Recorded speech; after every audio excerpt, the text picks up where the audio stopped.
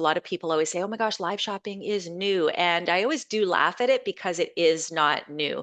It's been around in the original incarnation of TV home shopping for over 50 years. So again, QVC, HSN, TSC, where I work. What is new-ish, at least to the Western markets, because you can see in China, it's been around for a long time, but it's relatively new to e-commerce. And just to again reiterate sort of how big a deal it is, 70 billion in the US market alone, accounting for about 5% of total e-commerce sales, is becoming more the norm in the e-commerce space. If you want those, 30% conversions or selling 10, 20, even 30 times more than your traditional e-commerce, there is a general pathway to make that happen. And so here are the kinds of words you're looking for. So live shopping, live commerce, social commerce, live social shopping, live stream shopping, shoppable video, the live content and the non-live content. It's shoppable. Now, what do I mean by shoppable? Some people intermingle Facebook Lives and Instagram Lives and they say that's live shopping. But what I actually mean basically gives you buttons that people can press that are attached to your e-commerce without leaving the moment. You don't have to leave that education. You don't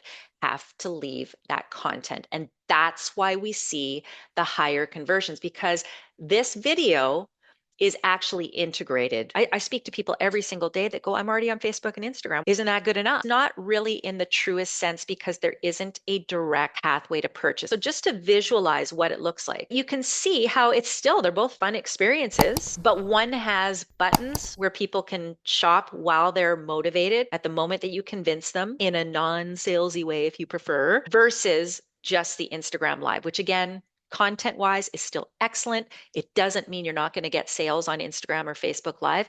It just means there is less of a chance they'll buy in the moment. And unless you use a special framework and have other elements in place to try to drive the sale, it becomes a little more difficult. Plus, again, when you do the live shopping, you get people adding to cart, you get their data, you get their email. So hopefully that's crystal clear. The difference here again between an Instagram Live and live shopping. And I've put a couple of different platforms here just so you see, again, they're all kind of the same, but some of them look a little bit different. If you want to do this right, wouldn't you agree that you would need probably a third-party platform? And that third-party platform, it's going to help you live stream to all the platforms, including your website, all at the same time. And by the way, you're not setting up 5 different phones. You're still just using the one piece of technology. It integrates with your e-commerce software. So again, when I'm talking live shopping, I'm talking about these e-commerce integrations. And believe me when I say you do not have to do coding or call your web person. Instructions are very clear. Essentially, your page is built out for you. It's very, very simple. And it can show your products in context while shoppers are watching and not leaving the content. If you want to do live shopping right, it's good to take that extra step to have that third party platform. It's what I've coached clients on, creators on, to help customers find their way to checkout in the most authentic and organic way for you. Hopefully seeing you live soon. If you do go live, if you decide to do live shopping, please send me an email. I'd love to check it out and see how you're doing. I want to support you and anybody that is engaging in live shopping. So thank you so much and have a great day.